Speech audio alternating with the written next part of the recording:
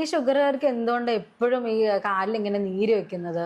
അത് പ്രോട്ടീനൂറിയ കൊണ്ട്. പ്രോട്ടീനൂറിയ എന്ന് പറയുന്ന മൂത്രത്തിലൂടെ ഇങ്ങനെ പ്രോട്ടീൻ ലീക്കേജിനല്ലേ? അതും കാലിലും നീരും തമ്മിൽ എന്താ ബന്ധം? കിഡ്നി എന്ന് പറയുന്നത് നമ്മുടെ ശരീരത്തിൽ ഒരു അരിപ്പയായിട്ട് പ്രവർത്തിക്കുന്ന ഒരു ഓർഗൻ ആണ്. ഓക്കെ. അതിന്റെ പ്രവർത്തനം എങ്ങനെയാന്ന് വെച്ചാൽ നമുക്ക് വേണ്ടിയിട്ടുള്ള പ്രോട്ടീൻസ് കാര്യങ്ങൾ അരിച്ച് നമ്മുടെ ബോഡിയിലേക്ക് എടുക്കുന്നു.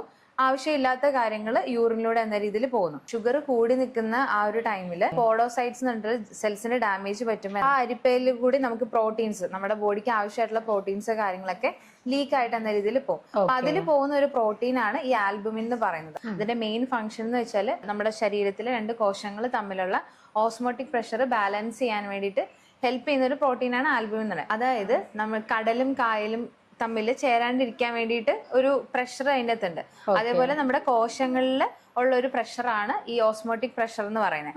അതിനെ ബാലൻസ് ചെയ്യുന്ന പ്രോട്ടീനാണ് ആൽബുമിൻ എന്ന് പറയുന്നത്. അപ്പൊ ഈ ആൽബുമിൻ ലീക്കേജ് കാര്യങ്ങൾ വരുമ്പം നമ്മുടെ ഓസ്മോട്ടിക് പ്രഷറിൽ വേരിയേഷൻസ് വരും.